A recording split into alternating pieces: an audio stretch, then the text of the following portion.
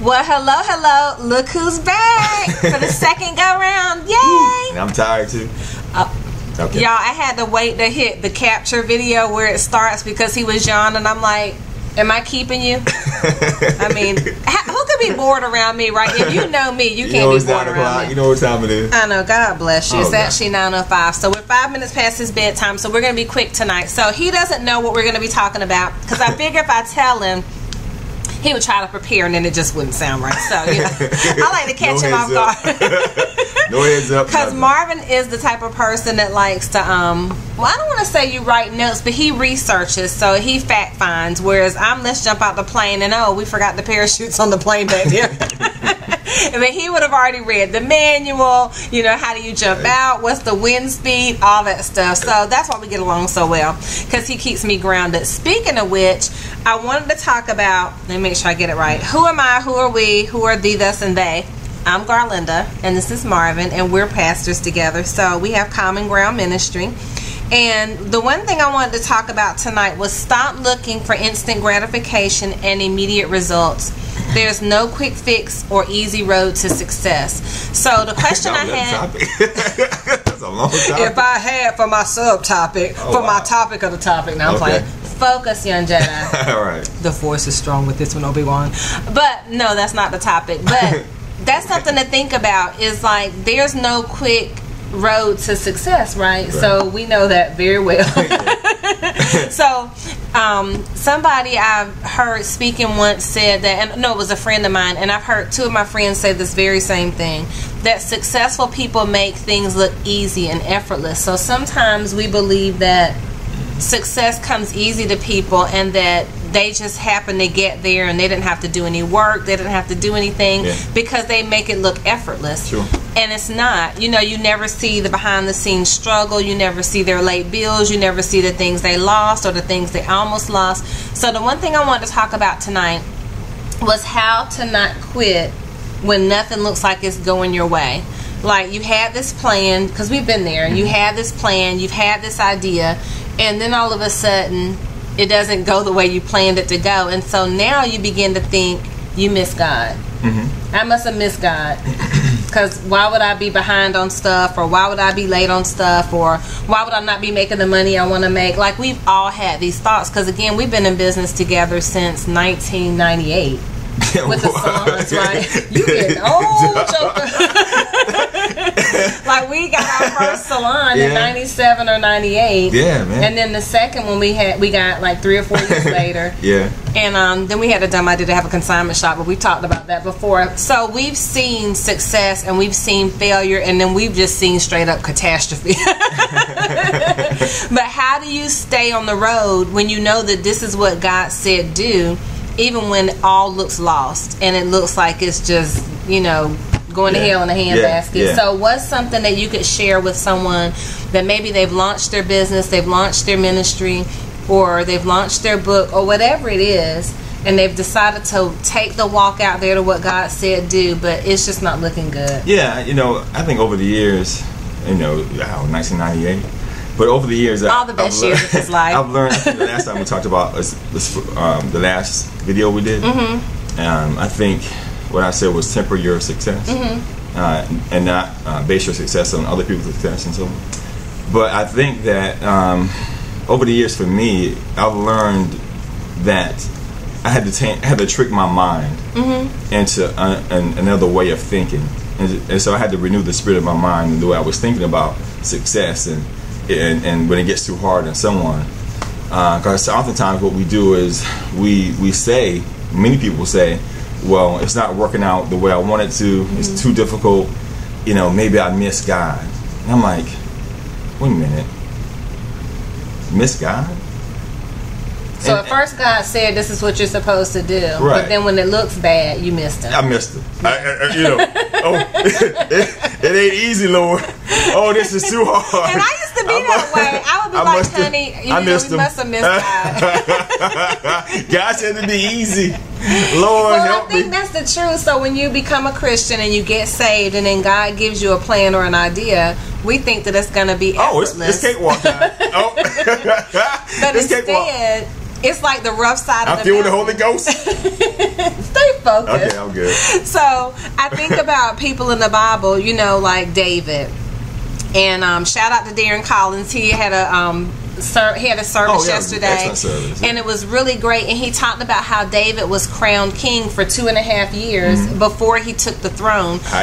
So he's hiding in a cave and he's fighting and he's you know, he's facing his own demons and challenges. And we know the story of David. But then Marvin and I were laughing about Isaiah and how Isaiah had to go for 3 years butt naked doing the will of God.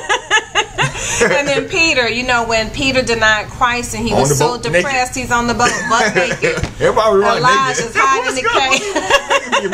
They just wanted to be free. You know, and so you think about that they had just had their greatest victories and or they were on their way to their greatest victory. I mean, here Peter's the rock of the church. You know, Paul was always on the run, always near death. But were they failures? You're right. And so the thing is, it's not that you've missed God. The road is hard. Yeah. And so when the road gets hard, you know, if people, for those who are used to smooth roads and you know and you know, tile floors and you know everything's nicely grouted in and so on, when it gets rough, they're not conditioned to that. Yeah.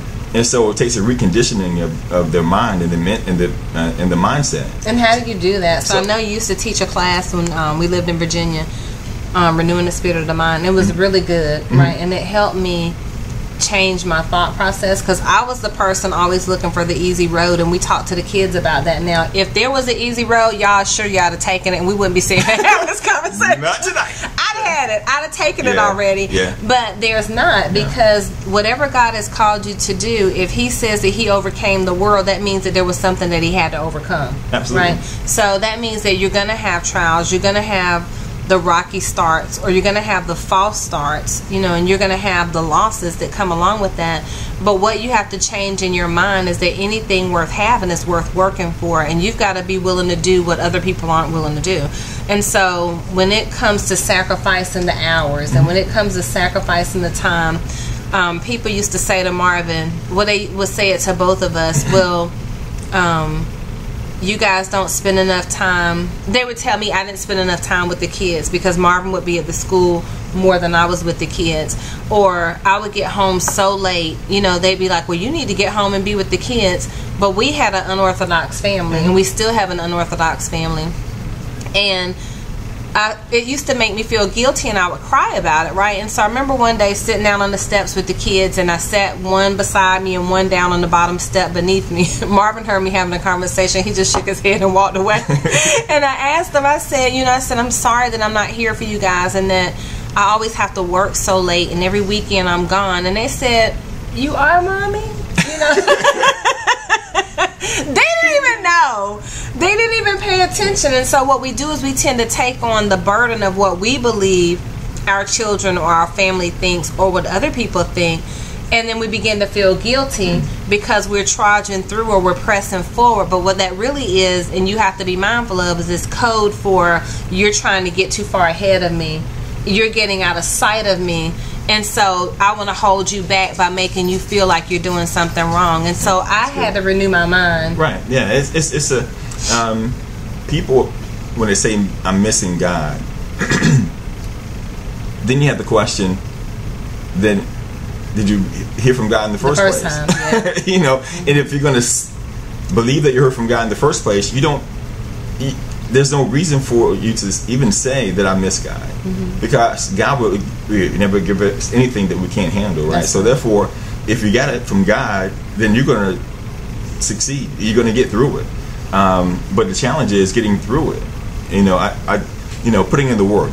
You talked a lot about putting in the work and the time, and I like to read. You know, so this is a book, I forget what it's called, but I bought it, and it talks about, to be a master at something, you have to put at least 100,000 hours in. 100,000? 10,000 hours. 100,000 hours. That's a lot. I like that. Dang, you gonna die before they but 10,000 hours. You got to spend at least 10,000 hours in that specific arena, whatever you're doing, whatever that thing is.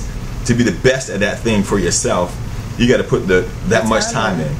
And so if you think about that, apply that to our spiritual walk, our spiritual life. How much time do we spend renewing the spirit of our mind and reading the Word, listening to worship, praise and worship, thinking about God, thinking about the principles that God has laid out for us? How much time do we think that we put in as far as the work when it comes to filling ourselves up, filling our minds up with new thoughts and new ideas and new ways of living? Just think about that for a moment.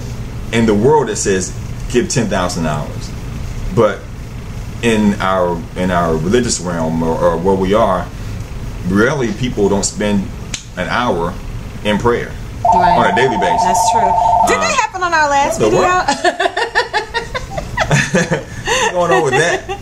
I'm sorry, go ahead. I mean, and so just think about. So you don't put in the time. No one. Where's the discipline? Right. You know, that's so true, because we talked about that. I don't know if it was somebody else and I that talked about that, but just having self-discipline and having self-control, and that's really what it all boils down to. Because if you won't hold yourself accountable to what you say you want, then why should God be accountable to you for what He's called you to do, when you won't even discipline yourself enough to put the time in for it? Right. It just doesn't make sense. Doesn't make sense. And so God, He's already done the work.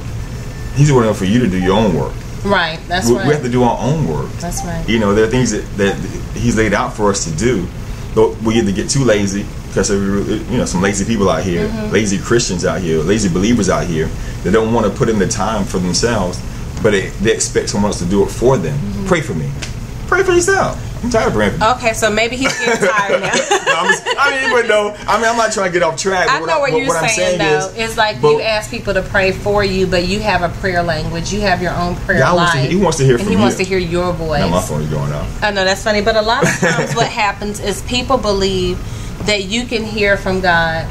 Sure. Not you as Marvin, but you as a Christian or as an individual believe that you have a better communication line with God than they do, and it's not the truth, because He said that that God said He sent His Son to die for all of us, and so we all have now a direct access to God. You no longer have to go through a priest for God to hear from you. So what's one tip you want to share with people about renewing the spirit of your mind and how they can change to move forward, to say, okay, God gave me something, it has been tough, but I'm believing God that this can be done? Well, I mean, one thing I had to learn to do was stop repeating my prayers. Okay. What do you mean by that? Repeating myself, meaning that because prayer, what I believe, is not going to, take place anyway. So, so for me to trick I keep saying trick myself, but it's a method or a technique that we have to use sometimes to change the way we think. So it's like when you're working out and you want to confuse your muscles. Exactly. Okay. Yeah, and so for me in order to stop thinking negatively, I think positively. Back when I was working in group homes with young kids, we were trained and conditioned to say, for every negative thing that they say or do, we'll put at least 2 positives on it.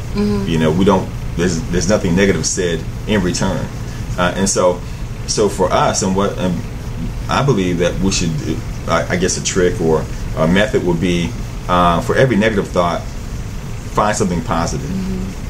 For one negative, add 2 positives, and so on. And you begin to condition your language and your thinking, and your behavior will follow. I agree, and I think one thing that we lecture the kids on, especially Caleb, because he's 13, is can't is not in your vocabulary, but is not in your vocabulary. I don't know how.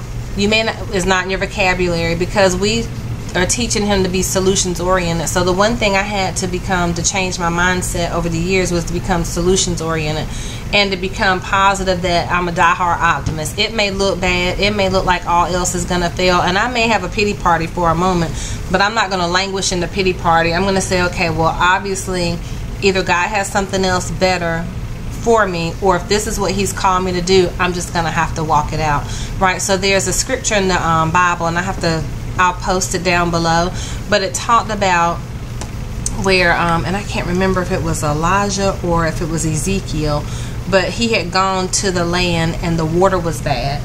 And so they said that the land is good, but the water is bad. And so he began to throw salt out into the water. And it said, and he spoke and he said, never again, the waters have been healed, so never again will the water be bad. So you have to speak to your business and to your book and to your ministry and to yourself that same way. Never again will the water be bad, because the salt is your word. So you have to sprinkle the word and apply positive thoughts and good things to it, so that you will heal the waters and you will heal the things in your life that you've spoken against, that they will become good in the eyes of God, because everything he's called us to do is good. Absolutely. Yeah. Right. So we're 15 minutes in. I know we went over tonight because we were cutting up a little bit. My bad. But anyway, we hope you all have an amazing week, and we just thank you for joining us. And I'll share that scripture down below. But apply a renewed mindset to your life this week and watch things change in your business. But even if you don't see them change, know that he who called you and he who gave you the vision is faithful. Amen. We love you, and we'll talk to you soon. Bye. Bye.